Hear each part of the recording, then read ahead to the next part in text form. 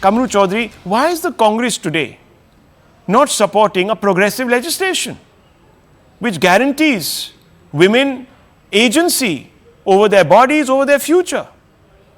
Absolutely right. If Himanta Biswa Sharma was absolutely right in his intentions, I would be the first person in this world to support him. But here it was not so easy that you are seeing it through. The basic point out here, between the age of 20 to 24, Assam has recorded 32% child marriages among the female population between 20 to 24.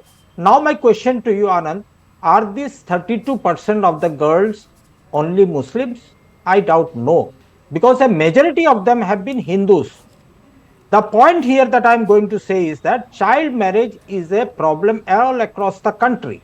Now, Muslims have been guaranteed by this constitution, and it is a custom and practice of the 1500 years old that a nikah or a contract has to be undertaken at the time of marriage with two witnesses in tandem. That is the Muslim way of marriage, and that has been guaranteed by the constitution. By removing this nikah or the contract marriage or the use of qazis to register a marriage, you have totally nullified the system, the practice of the Muslims' marriages. This is not in the line of the constitution which guarantees freedom of religion to each and every religion in the country. By doing so, what have you done is you are giving way to certain unregistered marriages that will be taking place all across the cities and villages of Assam. Not only this, let me just cite you some examples 2 days ago under the Basundhara scheme of Assam government. All people indigenous, it seems, that is Khilonjia in Assam they are called, have been given land pattas, but only the Muslims have been denied for this. Earlier, Himanta Biswa Sharma abolished the Madrasa Act, abolished the 130-year-old Madrasa board out there. They brought in such legislations wherein only the Muslims have been singled out. So here the intention of the Himanta Biswa Sharma is totally in doubt. When 2006 law prohibits child marriages, if the Qazi, who is supposed to be a government appointee, administers any child marriage under his purview, then it is liable to be a criminal offense. So why single out the Muslims and their customs and try to vilify them in the name of child marriage? Okay, should I get the other side in? Dr. Ranganathan, respond please. No, my dear friend Kamruji is absolutely wrong. There are ample High Court judgment. The recent one I can think of is the Gujarat High Court judgment that actually allowed a Muslim girl who just achieved puberty to be married. So in clear violation of the Prohibition of Child Marriage Act, and till this draconian provision that is allowed in Islam is not allowed in India anymore, such instances will keep on occurring. So Kamruji is absolutely wrong. But I want to ask on another issue.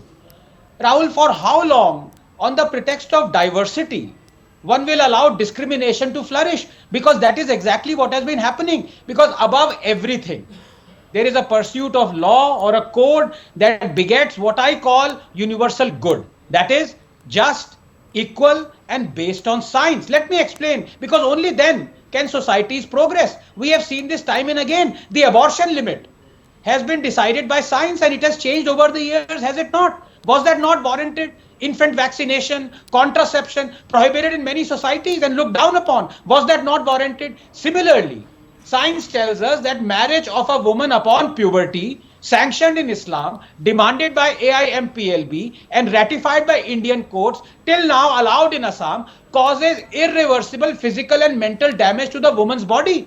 Should we continue to cause damage in the name of diversity? You want to continue to marry girl childs because your community has been doing so, while every other community in India has to follow the Prohibition of Child Marriage Act. Is this pro-woman? Just another example, and this will expose the hypocrisy of Kamruji. Supreme Court recently conferred Hindu daughters with equal rights to father's property going back to 1949, saying, and I quote, Hindu texts recognize female rights, unquote. But in India, Rahul, because of the verse 411, a Muslim daughter is entitled to only half of what a son is. And does this not bother our activists and those fighting for women's rights? Is this not discrimination? For how long will you make Muslim women suffer discrimination by shrouding them in this burqa of diversity? So I ask Kamruji, Is he or is he not against the verse 4:11 that allows a Muslim daughter to inherit less than the son? Say yes or no if you have the guts.